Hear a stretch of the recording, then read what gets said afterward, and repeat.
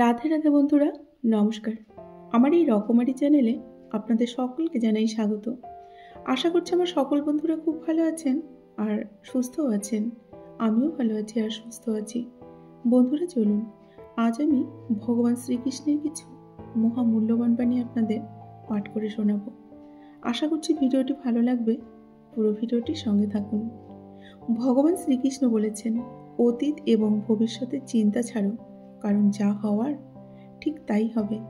মনে রেখো, যা হয় তা ভালোর জন্যই হয়। তাই অতীত ও ভবিষ্যতের চিন্তা ছেড়ে বর্তমান নিয়ে বাঁচতে শেখো। এই শরীর আমাদের নয়, অগ্নি, জল, বায়ু, পৃথিবী, আকাশ দিয়ে তৈরি। এই শরীর মৃত্যুর পর পঞ্চভূতেই বিলীন হবে। আত্মা স্থির, আত্মার জন্ম বা মৃত্যু হয় না। আমরা আত্মা, নাম, পদ, প্রতিষ্ঠা, ধর্ম, স্ত্রী বা পুরুষ কোনোটাই আমরা নই। ভগবান শ্রীকৃষ্ণ বলেছেন, পরিবর্তন এই সংসারের নিয়ম। এখানে সমস্ত কিছুই নিয়ম পরিবর্তনশীল। সুখ দুঃখ, শান্তি, সুখ দুঃখ, লাভ ক্ষতি, ভয় পরাজয়, মান অপমান সব কিছুই সময়ের সঙ্গে বদলে যায়। এইসব ভুলে গিয়ে জীবনকে উপভোগ করা উচিত। নিজের রাগ নিয়ন্ত্রণে রাখা জরুরি। রাগের ফলে আমাদের মনে ভ্রম তৈরি হয়। এই ভ্রম বুদ্ধিকে বিনষ্ট করে এবং আমাদের বুদ্ধি নাশ হয়ে যায়। এর ফলে ব্যক্তি পতনের দিকে অগ্রসর হয়।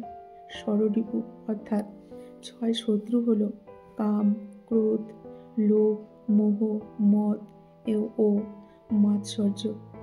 ভগবান বলেছেন, নিজেকে সর্বদা ঈশ্বরের চরণে নিবেদন করে রাখো।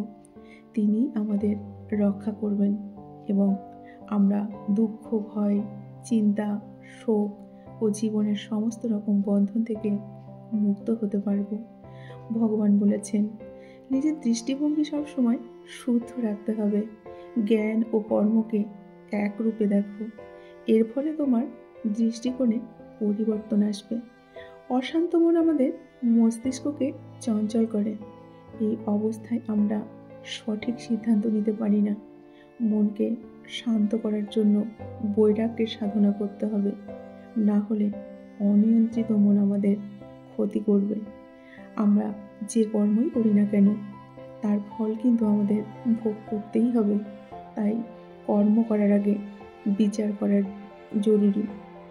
অন্য কারো কাজ সম্পূর্ণ করার চেয়ে নিজের কাজ করা ভালো। নিজের কাজ নিজেকে করলে তবে সেই কাজের ফল ভালো লাভ করতে পারবেন। সকলের প্রতি মায়া মমতা থাকা খুবই জরুরি। যে ব্যক্তির মধ্যে অন্যের প্রতি মমত্ব বোধ নেই, তিনি কখনোই ঈশ্বর লাভ করতে পারেন না। ভগবান শ্রীকৃষ্ণ শ্রীমদ্ ভগবদ গীতায় বলেছেন যে আমাদের প্রত্যেকের জীবনে 3টি মন্ত্র রাখা খুবই জরুরি। এই 3টি মন্ত্র হলো, খুব আনন্দের সময় কাউকে কোনো প্রতিশ্রুতি দিও না, আর খুব রেগে গিয়ে কাউকে কোনো উত্তর দিও না, এবং খুব দুঃখের সময় কোনো সিদ্ধান্ত নিও না।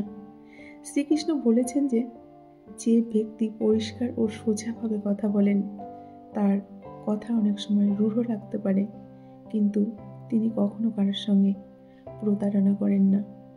অনেক সময় আমরা জীবনের কোনো বড় সমস্যা থেকে এমনভাবে বেরিয়ে আসি যেন কেউ আড়ালে থেকে আমাদের সাহায্য করছেন। এই অদৃশ্য শক্তি হলেন আমাদের স্বয়ং ভগবান। শ্রীকৃষ্ণ গীতায় বলেছেন যে রাগ খারাপ, কিন্তু যেখানে রাগ দেখানো দরকার সেখানে রাগ দেখানো উচিত। না হলে যারা খারাপ কাজ করছে তারা কখনো বুঝবে না যে এটা তাদের করা উচিত নয়। তুমি রাগ না দেখালে তারা সব সময় তোমার সাথে অন্যায় করেই যাবে। গীতায় বলা হয়েছে যে সত্যি কখনো দাবি করে না যে আমি সত্যি, কারণ সত্যি সব সময়ই সত্যি, কিন্তু যা মিথ্যে তা সব সময়ই নিজেকে সত্যি বলে দাবি করে।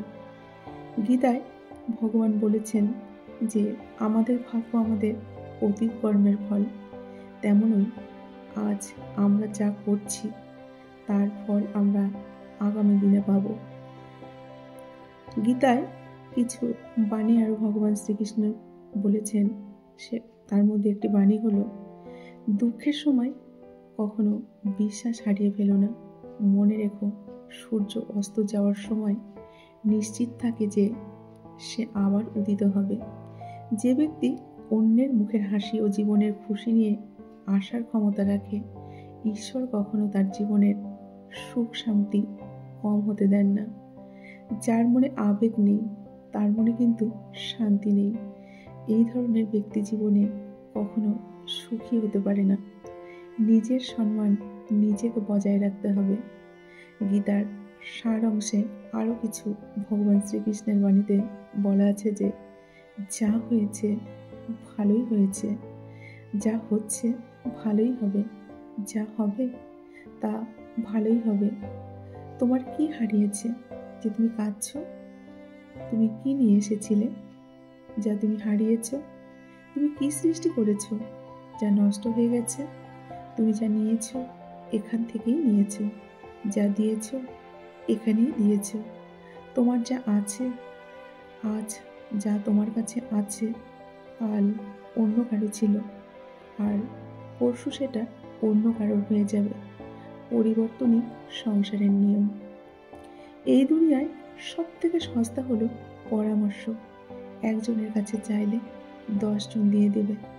আর সব থেকে দামি হচ্ছে সাহায্য। আপনি 10 জনের কাছে চাইলে হয়তো একজনের কাছে পাবেন।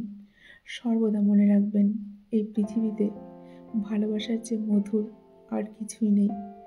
গীতার আরেকটি বাণীতে ভগবান শ্রীকৃষ্ণ বলেছেন, যখনই সত্যের সাথে অসত্যের লড়াই হয় তখন সত্য একা দাঁড়ায়। অসত্যের বাহিনী হয় বিশাল, কারণ তার পিছনে মূর্খ, লোভী, স্বার্থপর এবং বিশ্বাসঘাতকরা থাকে। দুঃখ সহ্য করা মানুষেরা একদিন সুখের মুখ দেখবে, আর অন্যকে দুঃখ দেওয়া লোকগুলো একদিন আফসোস করবে। এটাই বাস্তব। যে চিন্তাগুলো তোমাকে হতাশ করে সেই চিন্তাগুলো আর করো না। যে লোকগুলো বিপদের দিনে তোমাকে ছেড়ে পালায় তাদের দিকে আর ফিরেও তাকিও না। সবসময় মনে রাখবে, সবসময় সবার কাছে নিজের মূল্যটা ধরে রাখতে যেও না। প্রয়োজনের তাগিদে কখনো কখনো নিজেকে ছোট করতে হয়। আত্মরক্ষা যেখানে বিপদগ্রস্ত, মাথা নত করে ছোট হওয়াই সেখানে শ্রেষ্ঠত্ব। সম্পর্ক হলো একটা পাখির মতো। যদি তুমি তাকে খুব শক্ত করে ধরে রাখো তবে সে চেপে মরে যাবে, আর যদি তুমি খুব হালকা করে ধরো তাহলে সে উড়ে যাবে। কিন্তু যদি তাকে তুমি যত্নের সাথে ধরো তবে সে থেকে যাবে। বিবেক হলো মানুষের প্রধান বিচারক। যে ব্যক্তি তার আপন বিবেকের নিকট জবাবদিহি করতে পারে তাকে কখনো কোনো বিচারকের সম্মুখীন হতে হয় না।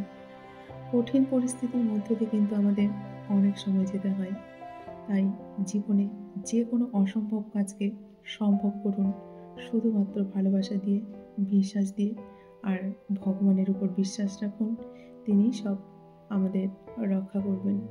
তাহলে বন্ধুরা, আজকের ভিডিওটি আমি এখানেই শেষ করছি।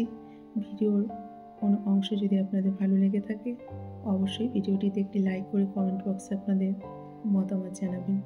আমার সকল বন্ধুরা ভগবান শ্রীকৃষ্ণের আশীর্বাদে ভালো থাকবেন, সুস্থ থাকবেন, এই শুভকামনা করে আজকের মতো আমি বিদায় নিচ্ছি।